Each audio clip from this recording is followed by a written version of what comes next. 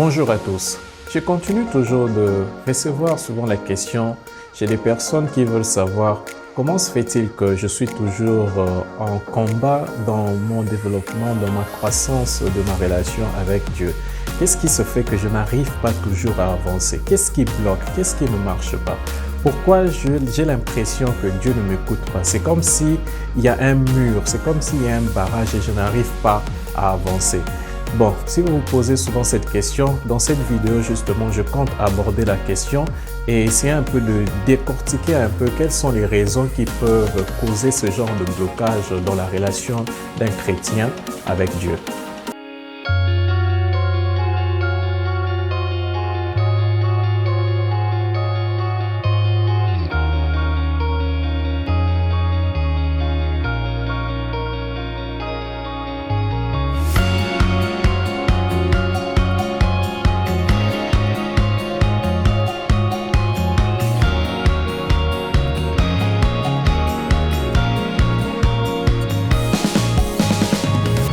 Donc, je réponds au nom de Carl Basila, c'est moi l'hôte de cette chaîne YouTube et je suis très content de vous accueillir sur cette chaîne et je vous souhaite la bienvenue et j'espère que vous allez prendre le temps d'également visionner les autres vidéos dans lesquelles j'essaie un peu de transmettre les connaissances, mon expérience personnelle de ma relation avec Dieu.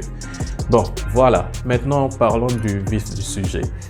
Aujourd'hui, j'ai tenu à répondre à la question que les personnes me posent souvent, beaucoup de chrétiens, en ce qui concerne du blocage dans le développement de la relation avec Dieu. Parmi les questions majeures, la réponse que je pourrais donner, si je dois, parce qu'il y a beaucoup de causes justement qui peuvent causer ce genre de sentiments et ce genre d'impression. Mais si je dois répondre clairement à la question, je dirais que la première réponse, c'est d'abord la relation avec Dieu. Déjà, d'abord, il faut savoir être sûr de sa nouvelle naissance. Ça, c'est la première chose qu'il faut vérifier. Est-ce que tu es réellement né de nouveau ou bien tu penses être né de nouveau? Parce que c'est très important. Si tu n'es pas né de nouveau, tu ne peux pas être en communion avec le Saint-Esprit. Et qui dit pas de communion, qui dit pas de contact avec le Saint-Esprit, donc il n'y a pas de relation, il n'y a pas de base pour construire cette relation-là. Ça, c'est déjà le premier point. Maintenant, si tu es né de nouveau, là, c'est très bien. Il faut maintenant que tu avances, que tu grandisses. Et dans la croissance dans sa relation avec Dieu, il y a tout ce qui enveloppe la prière, la méditation de la parole. Tout cela fait partie de la nourriture que le chrétien doit utiliser, doit prendre pour pouvoir croître, grandir dans sa vie spirituelle. Maintenant, à part cela, la personne justement qui va utiliser maintenant le matériel, tous ces aliments, la personne qui va donner vie à ces aliments, c'est le Saint-Esprit. C'est là où le problème se pose. Parce que souvent, les blocages que les gens ressentent se trouvent dans leur relation avec le Saint-Esprit. C'est la personne, au fait, qui donne vie à la parole de Dieu. Sans lui, tu ne peux pas expérimenter Dieu réellement. Donc, si tu sens ce blocage, moi je te dirais, tu dois d'abord évaluer quelle est ta relation avec le Saint-Esprit. Dans quel état tu es par rapport au Saint-Esprit? Est-ce que tu te soumets facilement au Saint-Esprit? Est-ce que d'abord comment je veux dire ça? Est-ce que d'abord tu penses à lui? Est-ce qu'il fait partie de ton quotidien? Sinon, tu dois réévaluer les choses. C'est-à-dire, il doit être impliqué dans tout ce que tu fais, dans toutes tes activités, petites comme grandes. Vous savez, la vie spirituelle, tu ne peux pas réussir la vie spirituelle sans implication du Saint-Esprit. Parce que justement, quand Jésus-Christ est monté au ciel, la première instruction qu'il avait donnée à ses apôtres, c'est d'attendre, de ne rien faire, de ne pas entamer quelque ministère que ce soit, de rester et d'attendre le Saint-Esprit. Cette instruction est très importante, ça vaut de même pour nous. Tu ne peux rien faire, tu ne peux rien construire si tu n'as pas une relation avec le Saint-Esprit. C'est-à-dire, c'est lui qui est à la base de tout. La parole de Dieu dit, c'est pas par la force, mais c'est par mon esprit. C'est-à-dire, tout ce qu'on fait, tout ce qu'on accomplit, c'est grâce au Saint-Esprit. C'est par l'Esprit de Dieu que nous arrivons à faire ce que nous devons faire en tant que chrétiens. Donc, si toi, chrétien né de nouveau, tu confirmes que tu es né de nouveau et tu sais que tu es né de nouveau, tu ne prends pas le temps de construire cette relation forte, intime avec le Saint-Esprit, tout le reste ne viendra pas. Tu sentiras toujours ce blocage parce qu'il n'y a pas de relation de va-et-vient avec le Saint-Esprit. Donc le blocage se trouve là. Quand tu détectes ce blocage-là, c'est-à-dire qu'il y a un problème dans ta relation avec le Saint-Esprit, maintenant comment tu vas construire cette relation? Comment réajuster les choses? Premièrement, sois sûr déjà que tu prends ta méditation de la parole très au sérieux et tu pries régulièrement parce que c'est dans la prière que tu obtiens la force d'accomplir la volonté de Dieu. Il faut prier régulièrement, tous les jours, matin, soir. La parole de Dieu nous dit de méditer sa parole matin et soir. C'est je pense que c'est Josué 1:8, si je ne me trompe pas, je crois que c'est ça. Et la méditation de la parole de Dieu également, matin, soir, ça doit être quotidien. Maintenant, quand tu fais ces choses, même quand tu fais ça, avant de commencer ta méditation de la parole, il faut toujours demander au Saint-Esprit son intervention. C'est-à-dire parce que c'est lui qui va te donner justement l'intelligence, c'est lui qui va ouvrir ton intelligence, c'est lui qui va ouvrir tes yeux pour te permettre de comprendre tout ce que tu es en train de lire. Parce que quand tu lis la parole juste sans son intervention, tu vas lire la parole sous forme d'un livre d'histoire. Or, en faisant ça, tu es en train de commettre une très grave erreur parce que tu ne comprendras pas les révélations contenues dans la parole.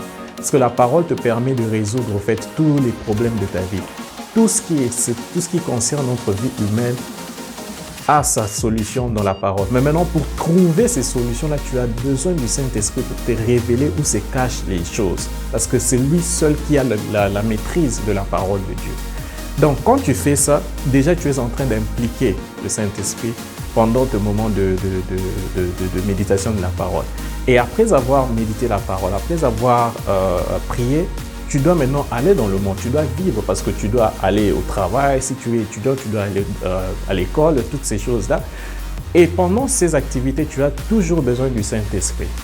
C'est-à-dire, avant de sortir, tu demandes son aide, qu'il t'accompagne, qu'il t'aide, qu'il t'inspire, qu'il t'aide à accomplir telle activité, quelles que soient les activités que tu fais. Avant même de sortir, ton habillement, tu demandes son avis. Ta nourriture, tu demandes son avis. Ton chemin, tu demandes son avis. Et quand tu arrives au travail, par exemple, tu lui demandes de t'accompagner, de t'inspirer, de te donner les idées. Si tu es un créateur qui te donne les idées, comment faire ce que tu dois faire. Si tu es un étudiant, tu lui demandes de t'expliquer les cours. Tu te demandes de t'expliquer les langues. Si tu fais les langues, tu as des langues à apprendre, tu lui demandes de t'apprendre les langues. Maintenant, en faisant ces choses-là, tu dois les faire quotidiennement, tous les jours. Et en faisant ces choses-là, tu verras qu'au départ, tu auras l'impression que tu ne ressens rien. C'est comme si tu parles dans l'air, voilà. Mais je peux t'assurer qu'il est en train de te répondre déjà. Quand tu fais ça, quand tu fais cette demande, et aussi il faut croire. Quand tu fais la demande, il faut croire qu'il va répondre. Parce qu'il va répondre. Il répond. Si tu ne crois pas, tu te bloques toi-même, tu retardes les choses. Il faut croire et il te répondra. Au départ, sa réponse vient souvent sous forme d'inspiration. C'est-à-dire, quand tu fais la demande, il ne te parle pas, tu n'entends pas une voix audible ou une vision, mais du moins, il t'inspire. C'est-à-dire, tu vas faire l'activité et tu verras que quand tu fais ton activité, c'est comme si tu as une facilité différente d'accomplir l'activité. Et là, c'est déjà la réponse qu'il est en train de te donner. C'est-à-dire qu'il est en train de te donner des capacités, au fait, les capacités réelles pour accomplir cette activité. Et plus tu le fais, plus ça va devenir une habitude. Et plus ça devient une habitude, plus il devient visible au fait en toi. Plus tu vas commencer à discerner sa présence et discerner la manière dont il est en train de te répondre. Et quand l'intimité grandit, c'est là où maintenant il peut maintenant commencer à te parler. C'est là où tu peux écouter sa voix audible. Mais ce n'est pas obligatoire. Parce que si tu t'attends à ce que tu reçoives seulement la voix audible, tu es déjà en dehors de la réponse parce qu'il n'est pas obligé de te parler audiblement. Il n'est pas obligé. Il le fait selon sa volonté. Et souvent, nous les hommes, on a des attentes bien précises. On se dit que quand je fais comme telle personne, par exemple tel pasteur ou tel prophète, il a l'habitude d'entendre la voix audible de Dieu, moi aussi je dois entendre la voix audible de Dieu. Non, Dieu ne marche pas comme ça. Dieu fonctionne avec l'individu selon la sensibilité de la personne, pas selon ce qu'il fait avec une autre personne, selon toi. Quelle est la sensibilité de ton cœur dans la réception de son action? C'est ça qui est très important. Et quand tu comprends ta sensibilité à toi et comment Dieu agit par rapport à ta sensibilité, ça devient beaucoup plus facile à discerner sa manière de s'exprimer pour toi en particulier. Parce que notre relation avec Dieu, ce n'est pas de la religion. C'est une relation vivante et réelle. Pour chacun, elle est différente parce que Dieu est magnifique. Il est juste très créatif et très, disons, il est juste magnifique. Voilà. Et il est capable de transformer, de changer sa manière de se manifester selon les individus, selon les peuples, selon tes habitudes. Il change. Donc, tu ne peux pas te permettre de dire que la manière dont Dieu parle, par exemple, à moi, ne peut pas être obligatoirement la même manière qu'il va te parler à toi. Ça va dépendre de ta sensibilité, ça va dépendre de la relation, de l'état de ta relation avec lui. Tout ça fait partie. Voilà un peu, c'est la chose que je voulais vraiment soulever dans cette vidéo parce que j'ai remarqué que la question revient souvent, malgré que j'ai eu à traiter déjà ce sujet, mais cette question revient souvent, donc c'est important d'insister là-dessus afin que les gens puissent vraiment maîtriser la chose et ça va les aider à avancer dans le bon sens. Donc, je m'arrête là pour aujourd'hui. Je vous dis merci pour votre attention et on se donne rendez-vous pour la prochaine fois. Que Dieu vous garde et vous bénisse. Au revoir.